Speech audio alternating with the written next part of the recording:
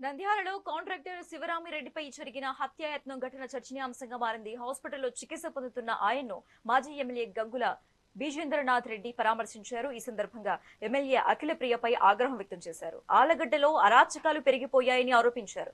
వివాదంపై ఉన్న క్రషర్ను తగలబెట్టడమే కాకుండా ఏకంగా ప్రాణాలు తీసేందుకు తెగబడటం దారుణమని మండిపడ్డారు. సీఎం చంద్రబాబు వెంటనే జోక్యం చేసుకుని ఈ అరాచకాలను అరికట్టాలని బాధితులు డిమాండ్ చేస్తున్నారు.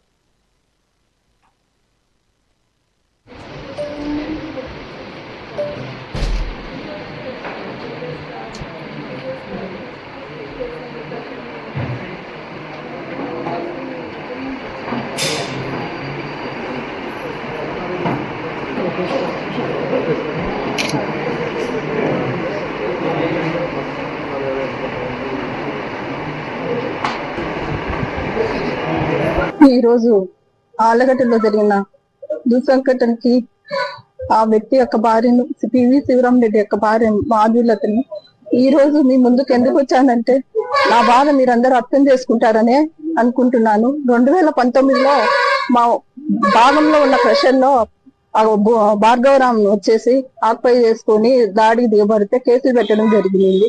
అది కోర్టులో జరుగుతా ఉన్నింది. ఈ మధ్య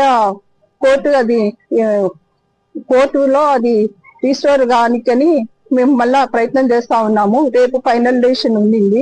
కానీ ఈ మధ్య మాకు December 31 నైట్ మా సొంత క్రషర్ అయిన ప్రవేశించి ఆమె దుండగులు కాల్చడం జరిగింది. కంప్లైంట్ ఇనిపోతే పోలీసు వాళ్ళు తీసుకోలేదు. తర్వాత బాగా డిస్ట్రిబ్యూట్స్ లో ఉన్న క్రషర్ లోకి వెళ్లి దాంట్లో విలువైన స్పేర్ పార్ట్స్ అన్నిటిని తీసుకుపోవడం జరుగుతా ఉంది. కంప్లైంట్ ఇవ్వనికని ఎస్పీకి నంద్యాలకు వచ్చి ఎస్పీ గారు కంప్లైంట్ చేశాము. తర్వాత ఆలగడ్డలో పోలీస్ స్టేషన్ లో కూడా కంప్లైంట్ ఇవ్వనిపోతే తీసుకోలేదు. తర్వాత ఏం జరిగిందంటే నేను వాటి అన్ని ప్రూఫ్స్ అన్ని తీసుకొని ఫొటోస్ ద్వారా రిజిస్టర్ పోస్ట్ చేయడం జరిగింది ఎస్పీ గారికి. తర్వాత ఆలగడ్డ టౌన్ సిఐ వాళ్ళకి పంపించడం జరిగింది. కానీ అది రిటర్న్ పంపించారు. ఈ రోజు ఇంత జరుగుతా ఉన్నా కానీ ఈ రోజు ఈ పరిస్థితులను చూస్తా అంటే చాలా భయంకరంగా అనిపిస్తా ఉంది. ఈ రోజు రేపు కోర్టులో ఏమొస్తాదో మాకు అనుకూలంగా వస్తాదేమని ఈ రోజు మనుషులనే లేకుండా చేసేస్తే వాళ్ళు ఆక్యుపై చేసుకోవచ్చు అనే దురుద్దేశంతో ఈ రోజు నా భర్త మీద మా సొంత గోడల్లోకి వచ్చే మనుషులు దాడి చేయడం జరుగుతా ఉంది. ఈ విధంగా ఇది ఎంతవరకు మీరు ప్రతి ఒక్కరూ దీన్ని ఖండించాలా?